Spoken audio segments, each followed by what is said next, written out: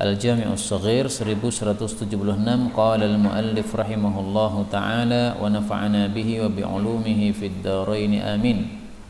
U'tiyat ummati, telah diberi umatku, umat Nabi Muhammad sallallahu alaihi wasallam, syai'an, sesuatu, lam yu'tahu, yang tidak diberi terhadapnya, ahadun minal umam, satupun dari umat-umat terdahulu.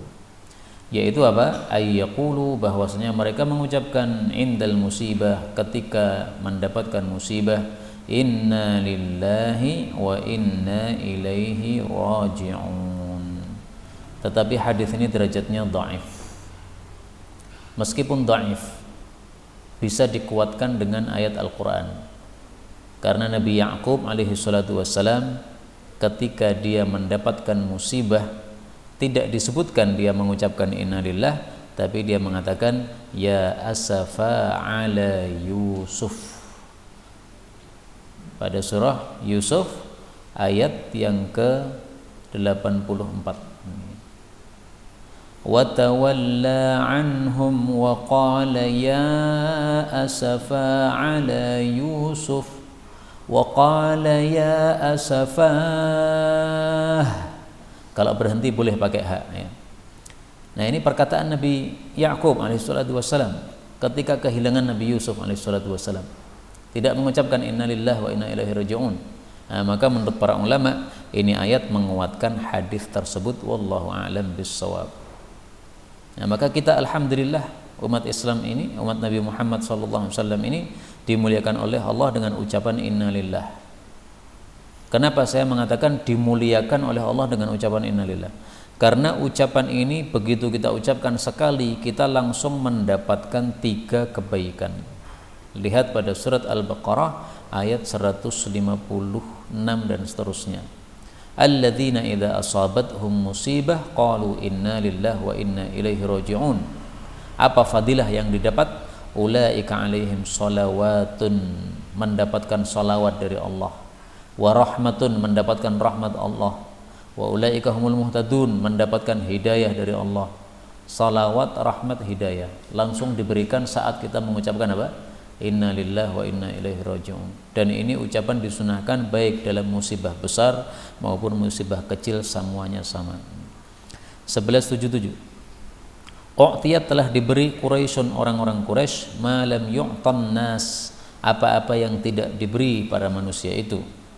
Yaitu u'tu, mereka diberi ma amtarat, apa yang telah menghujani as-sama'u, langit. Wa ma, dan apa yang jarat, mengalir, bihi, dengannya, al-anharu, sungai-sungai. Wama, dan apa-apa yang salat bihi, mengalir dengannya, as-suyulu, banjir-banjir. Hadis ini dhaif. Maksud hadis ini adalah bahwasanya orang-orang Quraisy dimuliakan oleh Allah Subhanahu wa taala dengan mudahnya cocok tanam mereka. Jadi ketika mereka bercocok tanam itu tidak susah-susah untuk mengairi tanaman-tanaman mereka. Cukup menunggu amtaratis sama, air hujan turun. Cukup menunggu jarad bihil anhar, sungai-sungai mengalirkan air. Salat bihis suyul, atau ada banjir. Dan hadis ini kita temukan buktinya untuk Indonesia juga. Indonesia bercocok tanam sangat mudah sekali. Menunggu air hujan atau dari sungai atau dari mata air, kita bisa mengambilnya. Mata air mudah untuk kita dapatkan. Maka ini nikmat dari Allah yang mestinya disyukuri, jangan dikufuri, maka nanti akan menyebabkan dicabutnya nikmat Allah Subhanahu wa taala. 1178. U'tiya Yusuf, telah diberi Nabi Yusuf itu syatral husni, separuh dari kegantengan. Hadis ini sahih. Hadis ini diperselisihkan oleh para ulama, apa maksudnya separuh kegantengan. Pendapat pertama mengatakan separuh kegantengan dari seluruh dunia. Berarti separuh yang lainnya dibagi-bagi untuk seluruh dunia. Jadi kegantengan masing-masing kita ini berapa persennya nih? Karena dibagi-bagi, separuhnya sudah dikasih Nabi Yusuf, tinggal separuh untuk kita semua.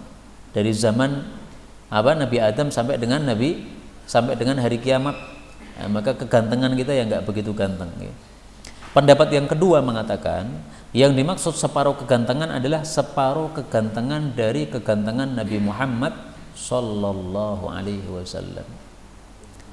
Maka kalau menurut pendapat pertama berarti Nabi Yusuf lebih ganteng dari Nabi Muhammad Sallallahu Alaihi Wasallam. Tapi menurut pendapat yang kedua, Nabi Muhammad Sallallahu Alaihi Wasallam itulah yang paling ganteng, ya. Dan saya mengikuti pendapat yang kedua bahwa Nabi Muhammad Sallallahu Alaihi Wasallam lebih ganteng daripada Nabi Yusuf Alaihi Wasallam. Mungkin sebagian orang bertanya, kalau begitu kenapa orang-orang cewek-cewek ketika melihat Nabi Yusuf kok mereka jadi melongo kemudian mengiris tangan mereka tanpa sadar? Sementara ketika melihat Nabi Muhammad SAW mereka tidak sampai begitu. Nah, jawabannya adalah Nabi Muhammad SAW selain diberi kegantengan juga diselimuti dengan kewibawaan, menyebabkan wanita-wanita tidak akan berani melototi Nabi kayak begitu. Sebenarnya Nabi itu sangat ganteng, tetapi wanita-wanita kalau melihat Nabi Muhammad SAW sudah menundukkan pandangan, nggak berani melotot.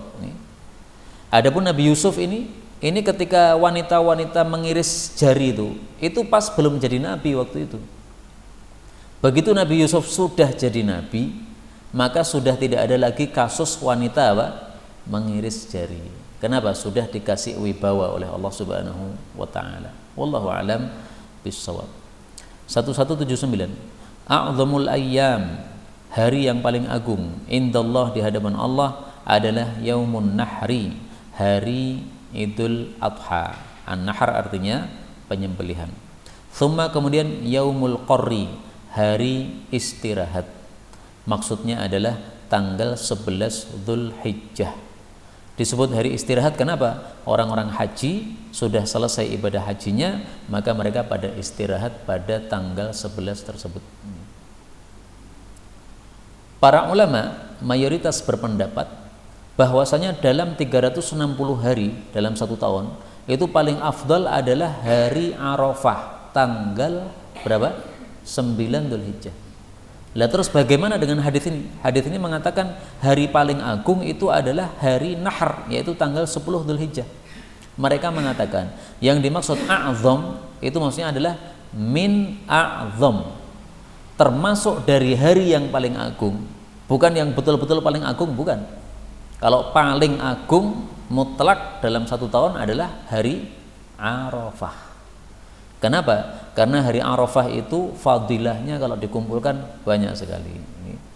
Dan kenapa hari Arafah paling utama? Tentu saja karena banyaknya ibadah yang dilakukan pada tanggal tersebut. Wukuf di Arafah itu adalah amalan yang inti bagi orang-orang haji. Sehingga kalau dia haji tidak sempat wukuf, ya berarti hajinya batal, dia harus ulangi besok pada tahun berikutnya. Hadis berikutnya 1180.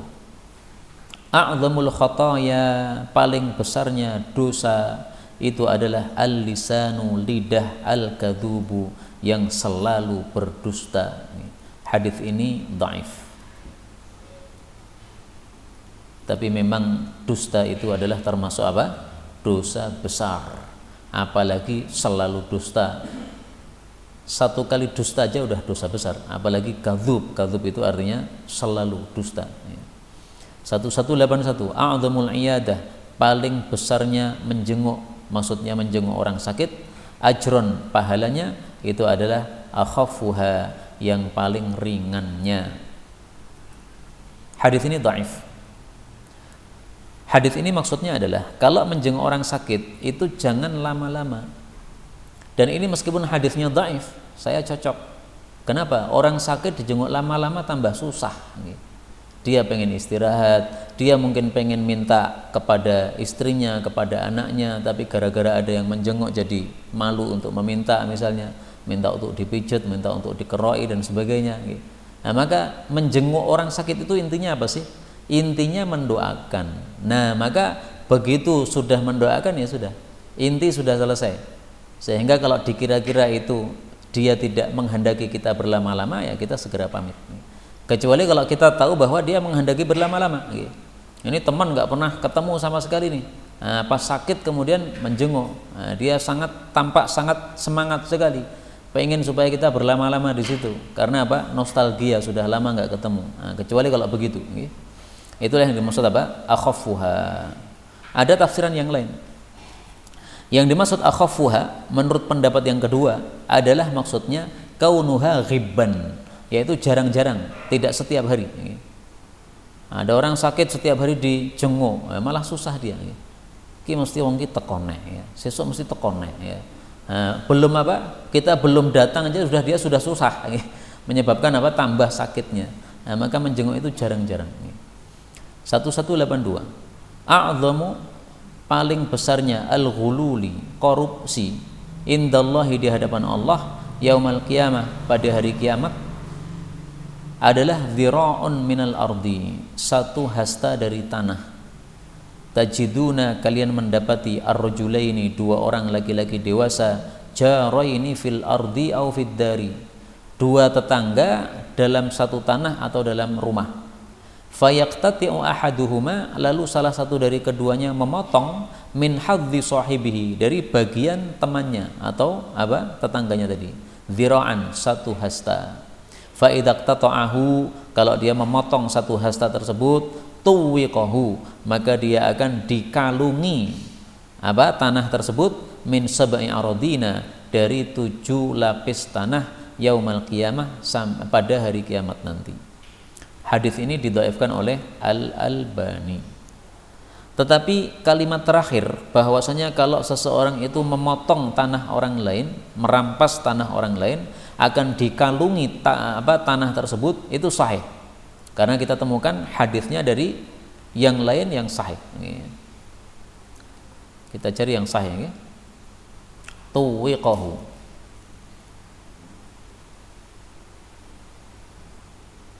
Nah ini muttafaqun alaih. Man dzalama qida shibrim minal ardi, barang siapa yang zalim sekitar 1 jengkal tanah, tuwiqahu min sab'i aradin, dia akan dikalungi tanah tadi sebanyak 7 lapis tanah. Hadis ini muttafaqun alaih.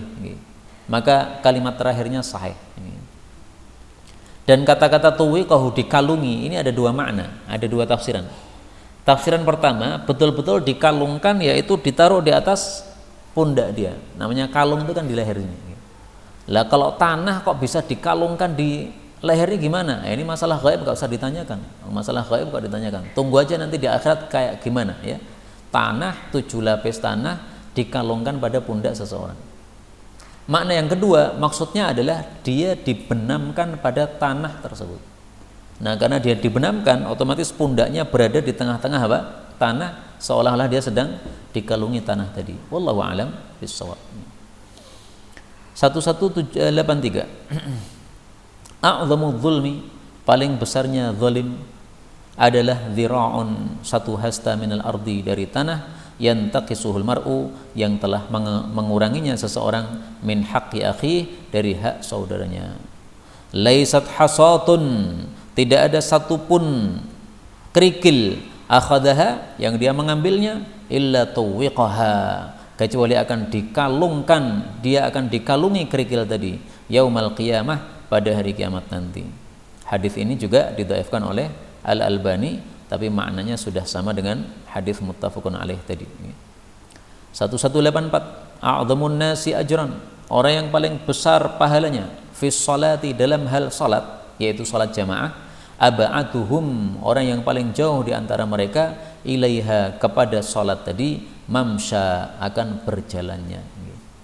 Nah, maka panjenengan yang hidup di sekitar Masjid Kebonan ini pahalanya sedikit nih Pak. Salat apa? Rumahnya nempel dengan masjid gitu. Metu omah langsung mlebu masjid nih. Wis pahalane sithik nih. Rutin nggih. Tapi pahala rutin jadi apa namanya? Jadi banyak akhirnya nggih. Tapi tenang, ya. Kenapa?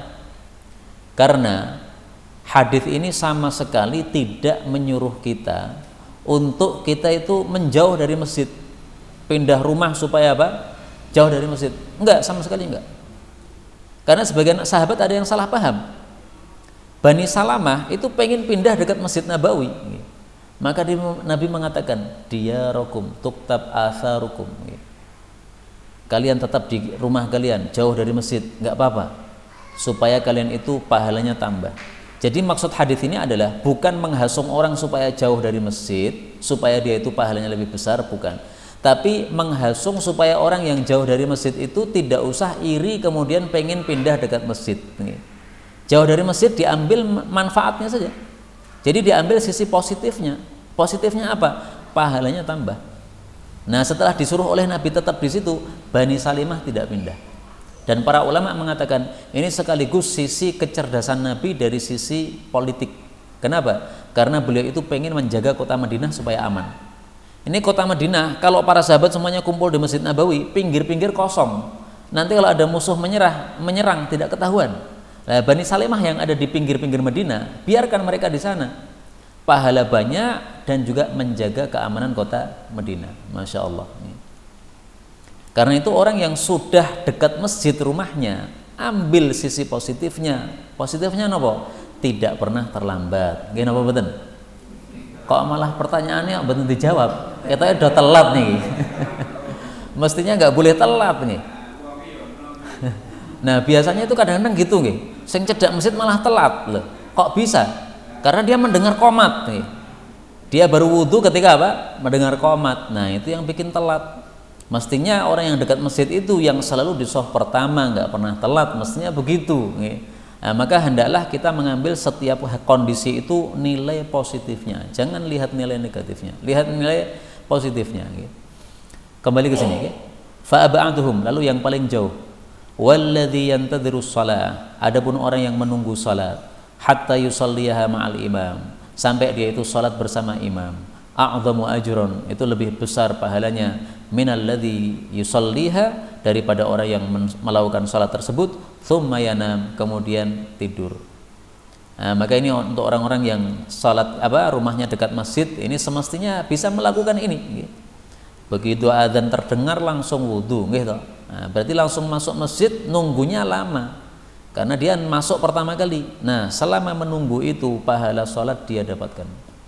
Menunggu 10 menit seolah-olah dia salat 10 menit meskipun dia hanya duduk, tapi pahala salat dia dapatkan. Yang mengatakan adalah Rasulullah sallallahu alaihi wasallam, hadis riwayat Nasai, dulu pernah kita sampaikan ya. Man kana fil masjidi yantadhirus salata fahuwa fi shalah. Barang siapa yang berada di dalam masjid menunggu salat, maka dia mendapatkan pahala salat. 1185. A'dhamun nasi, orang yang paling besar hamman, susahnya adalah al-mu'min, orang mukmin. Kenapa? Yahtammu, dia itu merasa susah, bi amri dunyahu, dengan urusan dunia dia, wa bi amri akhiratihi, dan juga dengan urusan akhirat dia. Hadis ini didhaifkan Al-Albani dan juga Suyuti. Maksud hadis ini gimana? Orang beriman, dia itu orang yang paling susah. Kenapa? Dia mencari dunia itu pasti hati-hati, tidak mau yang haram. Dia mencari dunia untuk menghidupi anak istrinya, khawatir kalau mendolimi anak istrinya, maka dia harus mencari, harus bekerja. Tidak semau gue ya, santai-santai di rumah, tidak, tapi harus bekerja. Dan dia kalau bekerja mesti berhati-hati, tidak berani mengambil yang haram. Nah, kalau orang kafir kan enak, nggak peduli halal haram, sehingga semuanya diambil. Nah, maka inilah yang menyebabkan orang beriman itu susah, yaitu susahnya karena dia harus berhati-hati mencari yang halal untuk anak istrinya. Juga dia mengurusi memikirkan akhirat dia. Kalau orang kafir kan 24 jam mikir dunia tok. Nah, kalau orang beriman tidak. Kalau dia memikirkan dunia tok, dia merasa akhiratnya jadi kurang. Tapi kalau mengurusi akhirat tok, nanti juga khawatir mendolimi anak istrinya karena tidak dapat makan. Akhirnya dia harus berjalan dua-duanya, jadi dia susah. Nah, susahnya orang beriman dalam seperti ini adalah susah yang berpahala.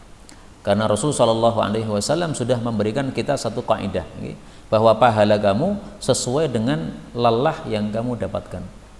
Lelah untuk mencari nafkah, untuk menafkahi anak istri, carikan yang halal. Ini dapat pahala dari Allah Subhanahu wa taala. 1186. A'dhamun nasi, orang yang paling besar haqqan, haknya, 'alal mar'ah, atas seorang wanita adalah zaujuha, suaminya. Wa a'dhamun nasi haqqan, adapun orang yang paling besar haknya 'alal rajul, atas seorang laki-laki adalah ummuhu, ibunya. Hadis ini disahihkan Suyuti tapi didhaifkan oleh Al-Albani ya. Tapi maknanya benar. bahwasanya seorang wanita kalau sudah menikah dengan seorang laki-laki, maka laki-laki ini, suaminya inilah yang paling wajib dia untuk berbuat baik kepadanya. Sehingga misalnya dipanggil suaminya sama dipanggil ibunya, didahulukan siapa? Suaminya. Adapun seorang laki-laki, maka ibunya lah yang paling berhak untuk dia berbuat baik kepadanya. Jangan mengalahkan ibu gara-gara mengurusi istri.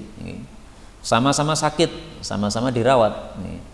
Yang satu minta bantuan atau membutuhkan bantuan, saat itu juga satunya juga dahulukan ibu dulu, bukan istri dulu.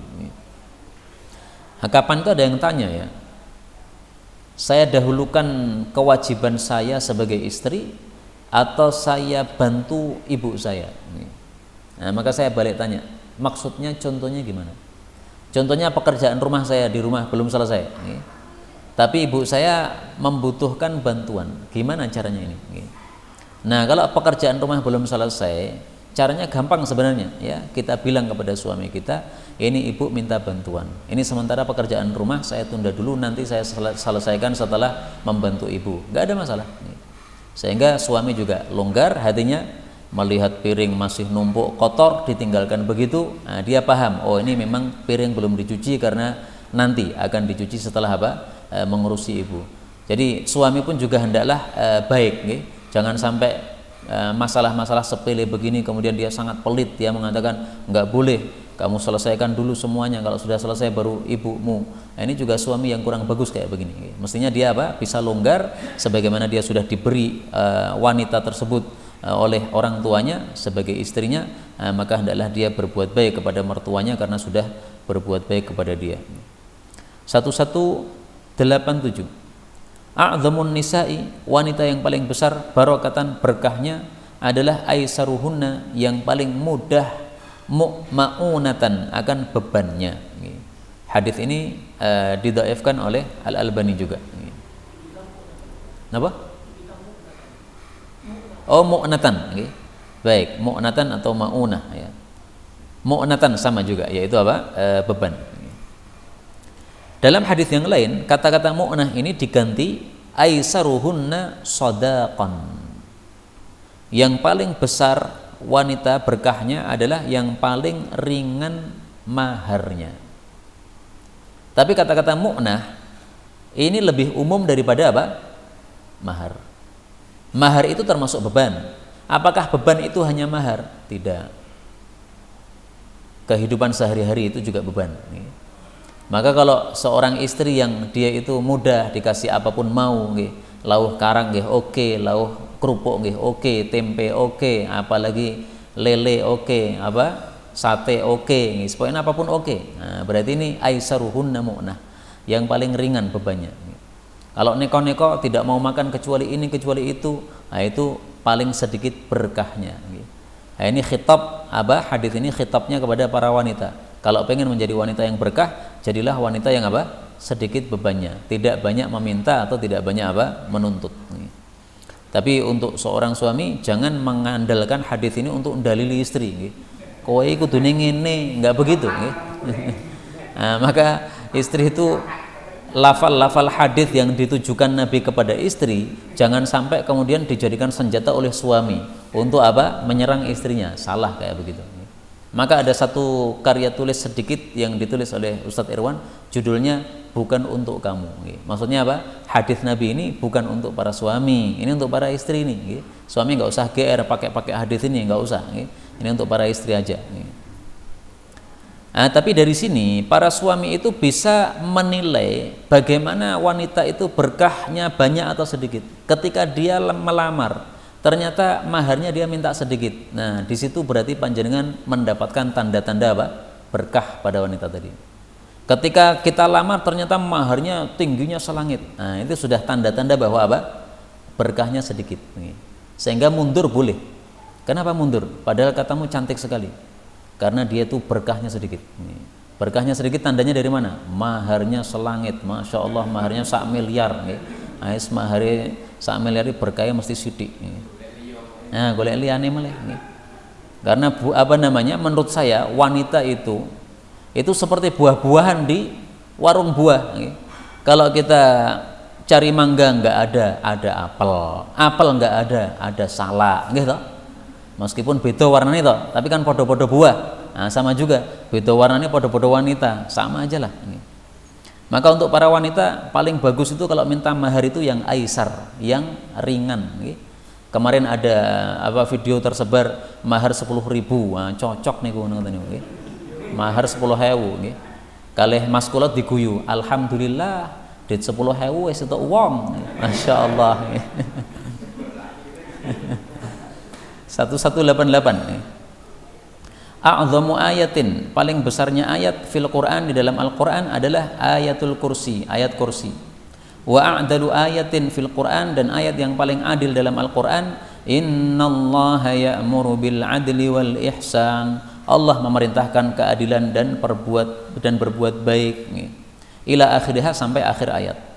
Wa akhwafu ayatin fil Quran, dan ayat yang paling menakutkan dalam Al-Quran, faman ya'mal mithqala dzarratin khaira, ini boleh ikhfa, boleh juga idhar.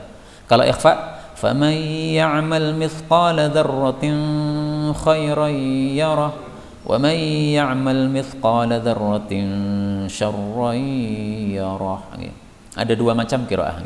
Barang siapa yang beramal seberat dzarrah itu adalah benda yang paling kecil, atau kalau zaman dahulu itu adalah semut merah yang paling kecil, berupa kebaikan, maka dia akan melihatnya, yaitu mendapatkan balasannya. Barang siapa yang beramal seberat dzarrah keburukan, dia akan melihatnya juga. Wa arja ayatin fil Quran, dan ayat yang paling diharapkan dalam Al-Quran, ya ibadiyalladzina asrafu ala anfusihim la taqnitu min rahmatillah, la taqnatu min rahmatillah. Dua qiraah.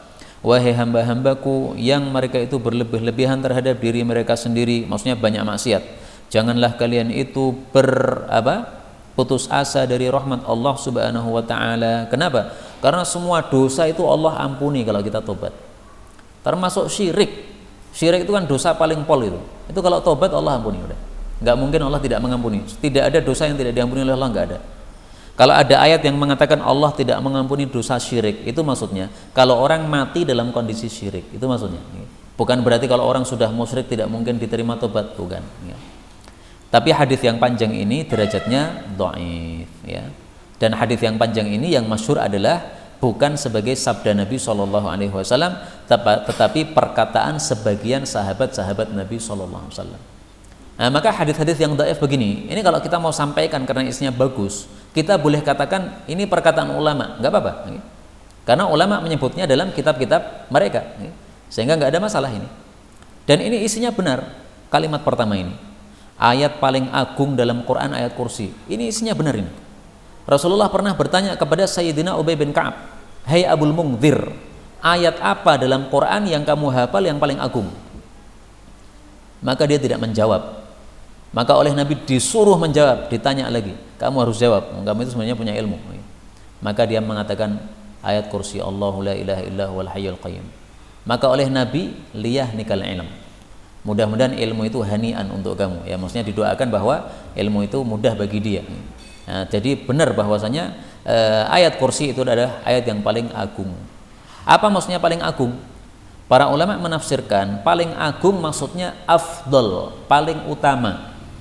Paling utama maksudnya apa? Dalam hadis yang lain, paling utama itu maksudnya adalah paling besar pahalanya. Pada hadis tentang afdolul Quran, kita lihat. Afdolul Qurani alhamdulillahi rabbil alamin. Al-Quran yang paling utama adalah surat alhamdulillahi rabbil alamin, yaitu surat Al-Fatihah. Ini hadis riwayat Hakim. Nah, kata-kata afdol di sini oleh para ulama ditafsiri paling besar pahalanya. Artinya gini, sama-sama panjenengan baca 7 ayat, ya. 7 ayat Fatihah dengan 7 ayat Baqarah, pahalanya lebih besar 7 ayat Fatihah. Nah, demikian juga ayat kursi ini. Ayat kursi 1 ayat, tetapi mengalahkan ayat-ayat yang lain, pahalanya lebih besar. Karena itu sering-seringlah membaca ayat kursi. Dan memang Nabi menghasung kita membaca ayat kursi banyak-banyak. sebelum tidur baca ayat kursi, kemudian setelah sholat 5 waktu baca ayat kursi. Semuanya ajaran Nabi SAW. Sehingga kalau kita mau terapkan ini, beberapa kali kita membaca ayat kursi dalam sehari ini. Kalau saya senangnya salat sunnah, salat sunnah itu sebagiannya baca ayat kursi, mungkin ayat pertamanya misalnya, karena ini adalah ayat yang paling agung, yaitu paling besar pahalanya untuk kita baca.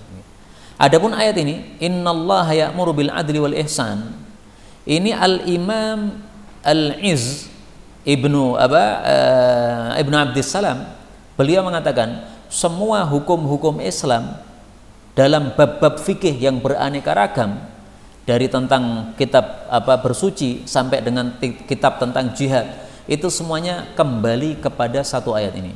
Allah menyuruh adil dan berbuat baik. Kenapa sih kita harus birrul walidain? Nah, karena termasuk ihsan. Kenapa sih dilarang untuk berjudi? Karena kita disuruh adil. Judi itu berarti tidak adil. Semua hukum syariat ini ngerucutnya kepada satu ayat ini. Beliau punya satu kitab, judulnya adalah kitab Syajaratul Ma'arif, pohon pengetahuan. Nah, dalam kitab ini beliau katakan semua hukum-hukum Islam dalam semua bab kembalinya kepada ayat ini. Maka ini sangat penting untuk kita renungi. Innallaha ya'muru bil adli wal ihsani wa ita'idil qurba wa yanha 'anil fahsya'i wal munkari wal baghi. Ini surat apa nih? Kenapa? Ini adalah surat An-Nahl ayat 90. Surat 16 ayat 90. Mungkin perlu kita hafalkan ini. Innallaha ya'muru bil 'adli wal ihsani wa ita'idil qurba wa yanha 'anil fahsya'i wal munkari wal baghi ya'idukum la'allakum tadhakkarun, atau tadhakkarun, dua qiraah. Ya, surat An-Nahl ayat 90 ya, perlu kita hafalkan ini karena sangat pentingnya ayat ini. 1189. Monggo Ustaz. Adapun khatib selalu membaca ayat ini, innallaha ya'muru bil 'adli wal ihsan, di akhir khutbahnya, itu bukan dari sunnah Rasulullah sallallahu alaihi wasallam, tapi sunnahnya Umar bin Abdul Aziz. Kenapa Umar bin Abdul Aziz melakukan ini? Karena dulu-dulu pemimpin sebelum beliau itu kalau ceramah itu suka mengejek-ngejek kelompok yang mereka bermusuhan. Misalnya Ali bin Abi Thalib ya, dianggap sebagai musuh. Nah, ceramah itu malah isinya mencela-cela Ali bin Abi Thalib dan sebagainya begitu. Nah, maka oleh Sayyidina Umar bin Abdul Aziz, sunnah itu diubah. Enggak ada lagi celaan kepada umat Islam dalam khutbah. Nah, khutbah itu fungsinya untuk tazkirah, peringatan, kok malah mencela. Maka beliau menyindir dengan ayat ini, innallaha ya'muru bil 'adli wal ihsan. Khutbah isinya sumpah serapah begitu, mencela orang, itu bukan ihsan kayak begitu. Mulai Sayyidina Umar bin Abdul Aziz melakukan ini, akhirnya kemudian ditirukan oleh orang-orang yang lain sampai hari ini. Wallahu a'lam bishawab. Karena itu kalau saya tidak suka untuk menutup ceramah dengan ini. Kenapa? Pernah saya tanya kepada seseorang, Pak, kenapa panjenengan kalau khutbah Jumat itu menutup dengan ini? Dia mengatakan, loh ini kan sunnah tau Ustaz. Nah, saya balik tanya, kok tahu Pak bahwa ini sunnah? Saya sejak dulu itu cari dalilnya mana sunnah itu nggak ketemu. Ketemunya perkataan ulama bahwa ini yang memulai adalah Sayyidina Umar bin Abdul Aziz. Nah, Pak Khatib ini mengatakan, karena saya pernah melihat seorang ustadz besar, itu kalau ceramah Jumat itu menutupnya dengan ini. Berarti saya langsung mikir, oh berarti sunnahnya kayak begini. Nah, ini yang saya khawatirkan. Kalau selalu kita tutup dengan begini, sementara kita dianggap orang berilmu, maka orang-orang menganggap adalah sunnah. Nah, itu yang parah. Syekh Utsaimin, tahiyat kan gerakan ini Pak. Ditanya sama orang, Syekh, kalau tahiyat itu gerak-gerakkan ini berapa kali? Syekh Utsaimin kaget, loh piye toh? Gerak-gerakkan kok dihitung iki piye toh? Ternyata dia itu ketika Syekh Utsaimin salat itu dihitung geraknya ping piro. Padahal sama sekali Syekh Utsaimin enggak pernah ngitung gitu nih. Nah, dia mengira bahwasanya jumlah yang dia dapat tadi ketika memperhatikan Syekh Utsaimin itulah sunnah Rasulullah sallallahu alaihi wasallam. Karena itu berbahaya kalau seorang yang berilmu dianggap berilmu melakukan sesuatu, akan ditiru oleh orang-orang yang melihatnya. Nah, kembali ke sini, maka sebaiknya tidak selalu kita tutup khutbah dengan ayat ini. Ya kadang-kadang nggak ada masalah. 1189. A'dhamun nasi, manusia yang paling besar firyatan, dustanya, ithnani, dua orang. Satu syairun, seorang penyair, yahjul qabilata, yang mencela qabilah bi asriha, seluruhnya. Wa rajulun, dan seseorang intafa yang dia menafikan diri min abihi, dari bapaknya. Maksudnya dia tidak mengakui bapaknya. Bapaknya sudah melahirkan dia, yaitu hasil dari mani dia kemudian dilahirkan oleh ibunya. Dia tidak terima dengan bapak itu paling dusta kayak begitu. Paling dusta berarti apa? Paling besar dosanya. Di antara orang-orang yang dusta itu paling besar dosanya adalah dua orang ini. Pertama, karena dia mengingkari kebaikan seorang bapak. Yang kedua, karena dia itu mengejek seluruh kabilah. Padahal yang namanya satu kabilah itu pasti tidak mungkin kosong dari orang yang soleh, tidak mungkin. Orang Solo misalnya, ada orang solehnya? Pasti ada, beberapa orang banyak. Sehingga tidak bisa kita mencela langsung semuanya begitu, nggak bisa. Kita cela yang jelek-jelek saja, yang tidak jelek jangan diikut-ikutkan. 1190. A'afun nasi, orang yang paling iffah, paling menjaga diri, qitlatan, cara pembunuhannya itu adalah ahlul iman, orang-orang yang beriman. Hadis ini didhaifkan Albani. Maksud dari sini adalah kaum mukminin itu kalau membunuh itu adalah membunuh dengan cara yang baik. Kenapa? Karena Islam melarang pembunuhan dengan cara yang buruk. Misalnya dimutilasi, misalnya membunuh dengan cara dipotong-potong anggota tubuhnya, telinganya, hidungnya, enggak mungkin orang beriman kayak begitu. Membunuh dengan dibakar, enggak mungkin. Nah, kalau ada laskar yang membakar itu karena nggak paham agama, sehingga dia menganggap ini adalah sunnah baginda Rasulullah Sallallahu Alaihi Wasallam. Nggak benar kayak begitu. 1191. I'tilha, ikatlah unta itu, wa tawakkal, dan bertawakallah kepada Allah Subhanahu wa Ta'ala. Hadis ini menunjukkan bahwasanya tawakal itu tidak melenyapkan ikhtiar. Mengikat unta kemudian tawakal. Ini jawaban Nabi kepada sahabat yang bertanya, ya Rasulullah, ini unta saya ikat kemudian saya tawakal, atau saya biarkan saja dan saya cukup tawakal? Nah, Nabi katakan ikat dulu. Jadi parkir kemudian dikunci, baru kemudian tawakal. Tawakal itu apa definisinya? Al-i'timad 'ala Allah, pasrah sama Allah, tawakal namanya.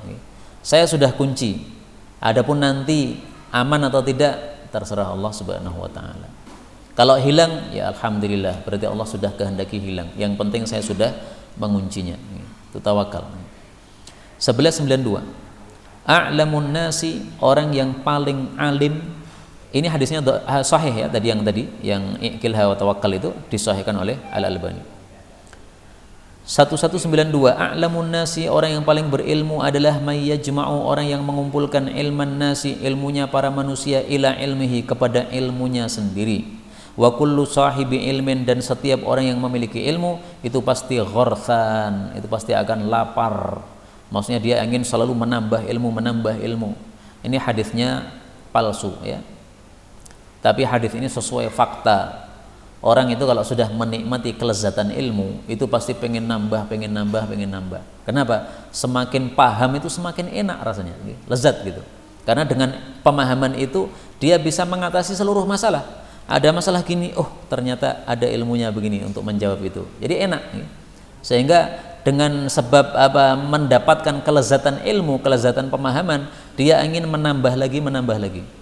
Kalau ada orang merasa sudah pintar kemudian merasa saya tidak perlu belajar lagi, pada saat itu dia sudah jadi orang bodoh. Kapan orang itu bodoh? Kalau sudah merasa pintar. Maksudnya merasa pintar sudah tidak mau belajar. Siapapun orang berilmu pasti di atasnya ada yang lebih berilmu.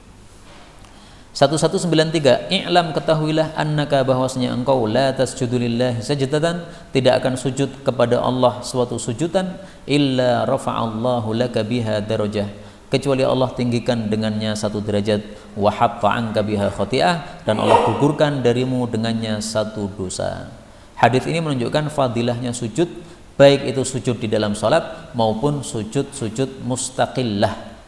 Sujud mustaqillah itu sujud yang bersendiri, yaitu tanpa ada salatnya. Sujud syukur sama sujud apa? Sujud tilawah. Sama saja, sujud tilawah, sujud syukur, sujud salat, semuanya. Setiap kali kita sujud langsung dua fadilah, derajat naik, gugur dosa.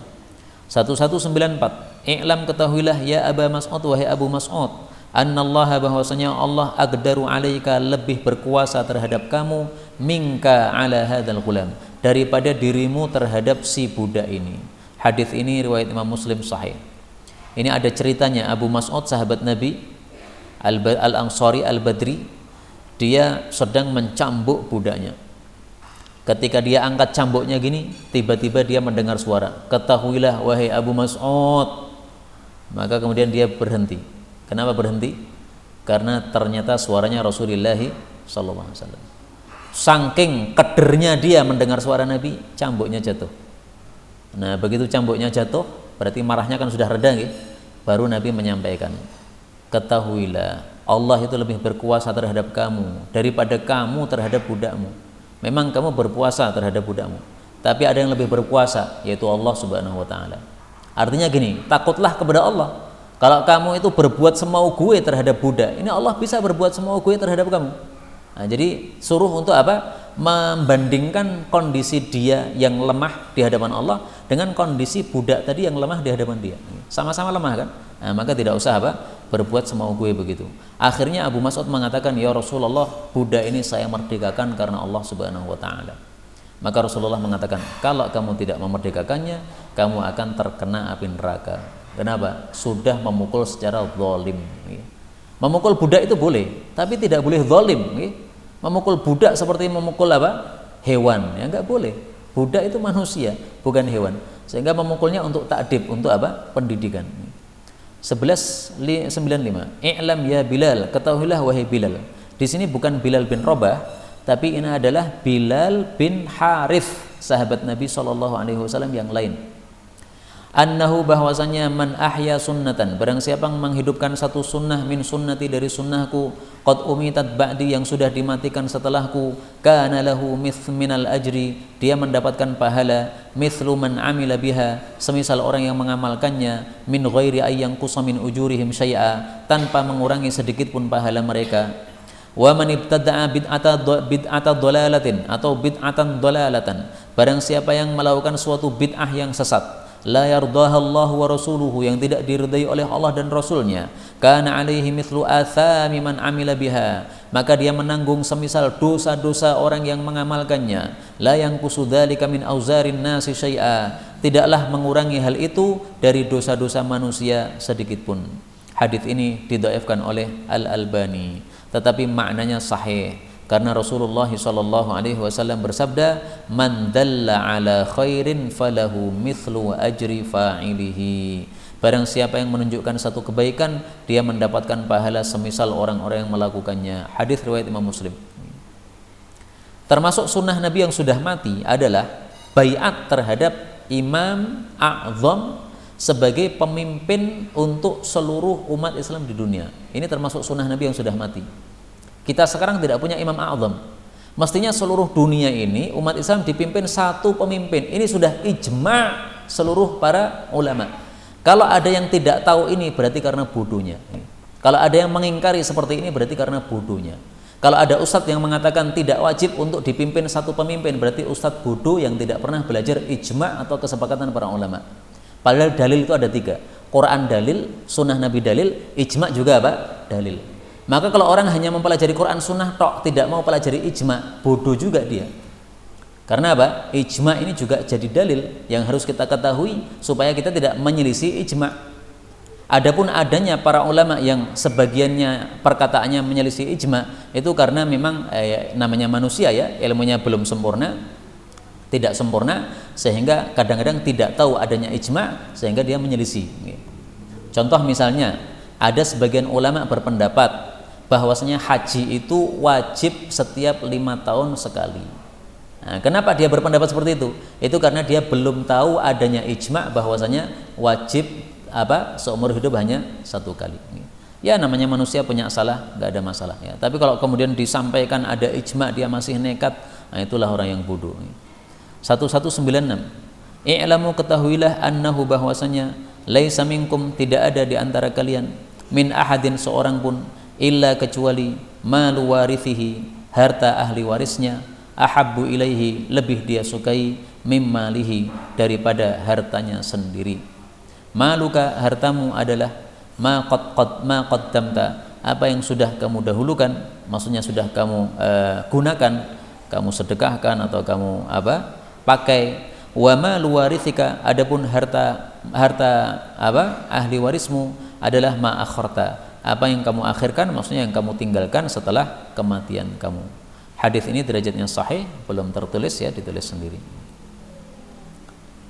Jadi maksudnya harta kita yang sesungguhnya adalah harta yang sudah kita gunakan, kita keluarkan untuk wakaf pesantren, kita keluarkan untuk membangun masjid, kita infakkan untuk memberi makan orang-orang miskin atau kepada anak-anak yatim. Nah, yang sudah kita habiskan itulah harta kita yang hakiki. Kenapa? Kita akan mendapatkan gantinya nanti di akhirat. Itulah makna kalam Allah di dalam Al-Quran, wa ma anfaqtum min syai'in fahuwa yukhlifuhu. Apapun yang kalian infakkan itu, maka Allah akan menggantinya. Maksudnya mengganti kapan? Fil akhirah, di akhirat. Jadi jangan salah paham ya. Sebagian orang salah paham, Pak. Saya infak 50.000, harus balik 500.000. Nganyelke ngeten iki. Ini orang infak ngeten iki. Ini bukan infak kayak begini ya. Infak itu sudah kita lepas sudah, jangan dibayangkan lagi udah. Adapun yukhlifuhu, diganti, itu maksudnya fil akhirah, di akhirat. Meskipun memang sebagian ulama tafsir mengatakan itu diganti di dunia juga, tapi gantinya itu tidak harus duit. Para ulama mengatakan Allah mengganti di dunia itu bisa diganti dengan qanaah. Duit kita sedikit, tapi Allah kasih qanaah, hatinya merasa cukup. Itu ganti, itu ganti dari infak yang sudah kamu keluarkan. Setelah kita infak, duit kita jadi sedikit, tapi qanaah, itu ganti dari Allah Subhanahu wa taala. Ada juga tafsir yang lain lebih bagus menurut saya. Wa ma anfaqtum min syai'in, apapun yang kalian keluarkan, duit yang kalian keluarkan, fahuwa yukhlifu, itu hakikatnya Allah yang mengganti, maksudnya Allah yang membayar. Kenapa? Duit yang kamu bawa itu bukan duitmu, itu duitnya Allah, dititipkan di kantongmu. Sehingga ketika kita keluarkan, itu sebenarnya kita mengeluarkan duitnya Allah. Bayangkan begini, kita oleh bapak kita disuruh, kamu tak suruh untuk ke sana, ini tak sangoni duit segini. Nah, duit yang kita bawa itu milik bapak kita, kita keluarkan itu kan mestinya tidak merasa berat, kenapa? Berapapun dikeluarkan, duitnya bapak, SKRP kayak gitu terus, karena bapak yang nyuruh keluarkan, suruh beli ini harganya keluarkan. Tapi kalau kita merasa ini duit kita, jadi pelit, wah kok larang, rasido. Tapi kalau itu duitnya bapak, mahal pun kita bayar, kenapa? Harus tambah enak, masalah. Alhamdulillah. Nah, maka maksud ayat ini menurut sebagian ulama, kalau kamu keluarkan duit itu jangan merasa itu duitmu, itu rasakan itu seolah miliknya Allah yang dititipkan di kantongmu, sehingga untuk mengeluarkan tidak berat. Kenapa? Bukan milik kita. Kalau kita merasa itu milik kita, susah untuk apa? Melepaskan. Perasaannya apa? Berat sekali. Hadis berikutnya 1197. A'linu, umumkanlah an-nikah, nikah. Hadis ini sahih. Mengumumkan nikah itu minimal adalah dengan adanya 2 orang saksi. Itu minimal mengumumkan nikah, dan itu hukumnya adalah wajib. Adapun mengumumkan nikah dalam bentuk walimah supaya banyak orang yang tahu, ini hukumnya adalah sunnah menurut mayoritas para ulama. 1198. A'linu hadzan nikah, umumkanlah nikah ini, waj'aluhu, dan jadikanlah nikah tersebut, maksudnya akadnya, fil masajid, di masjid-masjid, wadribu, dan pukullah, alaihi, atas pernikahan tersebut, bidufuf, rebana. Hadis ini derajatnya dhaif ya, sehingga tidak dikatakan sebagai sunnah Nabi untuk mengadakan akad nikah di masjid, tidak, karena hadisnya apa? Dhaif. Tapi seandainya kita suka mengadakan akad nikah di masjid, gimana? Nggak ada masalah. Ini masjid tempat yang paling apa? Barokah. Kita berharap akad kita akan dibarokai oleh Allah Subhanahu wa taala. Jadi nggak ada masalah apa? Akad nikah di masjid. Adapun ini pukullah rebana ketika menikah, itu jangan disalahpahami berarti boleh merebana di masjid, bukan. Para ulama katakan maksudnya kharijal masjid, pukullah rebana di luar masjid, bukan di dalam apa? Masjid. Karena itu para ulama katakan haram hukumnya tabuh rebana di dalam masjid. Guru saya menulis kitab judulnya Ayyuhal Kiram Darbut Tufufi fil Masjid Haram. Wahai orang-orang yang mulia, memukul rebana, menabuh rebana di masjid itu haram. Nah, karena itu perlu kita beritahukan kepada teman-teman kita yang suka apa? Selawatan sambil rebananan. Kalau di luar masjid silahkan, tapi kalau dalam masjid Jangan. Darbut tufufi fil masjidil haram. 1199 a'maru ummati, usia umatku ma baina sittin, antara 60 ila 70 sampai 70. Wa aqalluhum, dan paling sedikit di antara mereka may yajuzu dzalik, orang yang melewati usia tersebut. Umat-umat terdahulu oleh Allah usianya dipanjangkan, badannya dibesarkan, ditinggikan, rizkinya digedekan oleh Allah Subhanahu wa taala. Umat Nabi Muhammad SAW semuanya dikurangi, usianya dipendekkan, badannya dikecilkan, rizkinya juga disedikitkan. Zaman dulu satu buah delima atau satu buah apel itu perlu diangkat 10 orang, Pak. Sehingga untuk satu apel itu sudah cukup beberapa orang. Zaman sekarang apel napa enten sing segede niku? Ya nenten penak kita nggih. Beli apel satu udah cukup untuk satu hari. Apel zaman sekarang yang kecil-kecil. Nah, maka itulah perbuatan Allah terhadap umat ini. Para ulama katakan ini tanda rahmat Allah kepada umat Nabi Muhammad SAW. Kenapa? Karena zaman dulu itu, karena rizkinya besar-besar, badannya gede-gede, kuat-kuat, usianya panjang-panjang, mereka jadi sombong. Nah, Allah pengen umat Nabi Muhammad ini jangan sombong. Akhirnya dibikin mereka kecil-kecil kayak kita ini supaya tidak sombong. Alhamdulillah. 1200 terakhir nggih. I'mal, beramallah liwajhin wahid, untuk satu tujuan, satu wajah, yakfika, dia itu akan mencukupi kamu, al-wujuha kullaha, wajah-wajah semuanya. Hadis ini derajatnya dhaif, maksudnya adalah beramallah ikhlas karena Allah, maka akan dicukupi oleh Allah segala keperluan kita.